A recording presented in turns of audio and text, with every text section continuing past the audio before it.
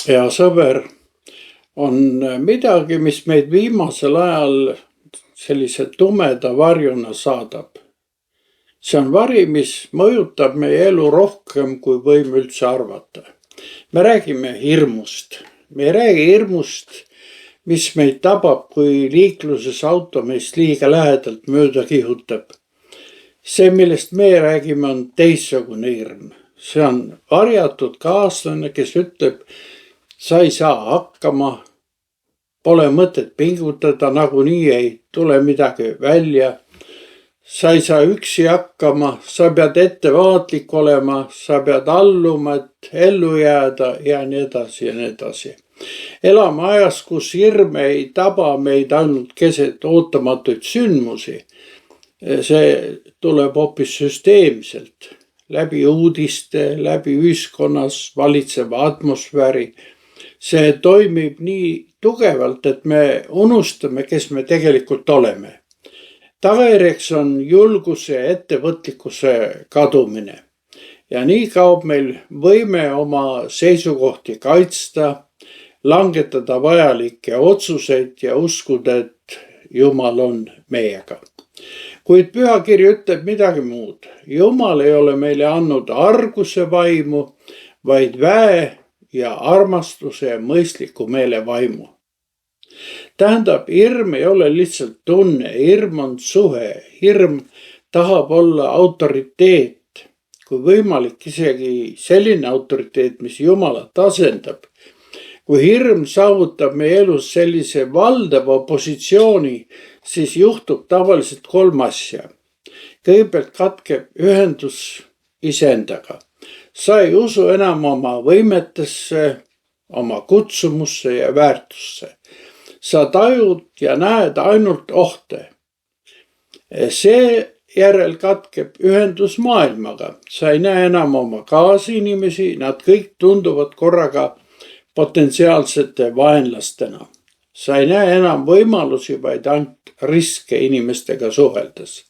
Ja lõpuks hirm loob omamoodi hierarhia. Hirm vajab alati kedagi, kes kaitseb. Ja see lubadus kaitsta muutub kontrolliks. Selliste asjade käiku kasutavad sageli poliitikud oma eesmärkide saavutamiseks. Nad hirmutavad meid sõdade, epideemiate ja kliimakatastroofidega. Igal sellisel ohul on teatud tõe põhi muidugi all, kuid see pole veel tõde ise. Ja veel vähem on tõde ise, et just need poliitikud või tegelased suudavad meid kaitsta. Aga Kristus ei tule meie ellu mitte hirmu kaudu. Tema poolt kuulutud taevariiki ei ehitata hirmule. Ta ütleb, ärge kartke. Tõde teeb teid vabaks. Viirastus toa nurgas osutub sageli toolele visatud mantliks. Tõe prisma paljastab hirmu poolt loodud valed. Tuleb välja, et iga sääsk ei ole mitte elevant. Kui hirm ütleb, sa ei saa üksi hakkama, siis evangeelium ütleb, ma olen teiega maailma otsani. Kui hirm ütleb, sul pole jõudu, siis evangeelium ütleb, minu vägi saab nõtrusest täielikuks. Kui hirm ütleb, ole ettevaatlik, ära riski, siis evangeelium ütleb, sa oled vabaduseks kutsutud. Kui sind on ebakindlus juba vallanud, kuidas siis taastada evangeeliumist lähtuvat sellist normaalset seisundit? Olgu siin nimetatud 4 sammu, mida peaksid astuma. Kõigepealt nimeta hirmu oma nimega. Hirm pole ainult kaitsereaktsioon, see on signaal, et keegi tahab sult vabadust röövida. Tunnista, et hirm ei ole Jumalast. Arguse vaim ei ole mitte pühast vaimust. Toetu tõele, tõe pärast pole vaja hirmu tunda. See on igas olukorras ikka seesama ja püsiv. Ja lõpuks tegutse.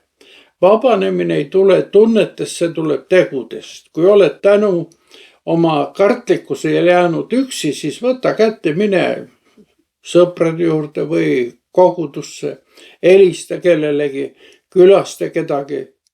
ja sa koged vabanemist. Tulles uuesti koguduse juurde, kogudus peab olema koht, kus me saame julgustatud. Koht, kus saame tagasi selle, mille hirm on röövinud. Me ei jutlusta seal hirmu, vaid hoopis Jumala armu. Meid pole kutsutud koguduseni ehitama mingeid kontrollmehhanisme, vaid turvalist vabaduse ruumi. See on koht, kus saame selge ja lootusrikka pilguga uuesti näha Jumalat, iseennast ja ligimesi. Kui Jeesus ütleb, ärge kartke, siis see pole lihtsalt lohutus.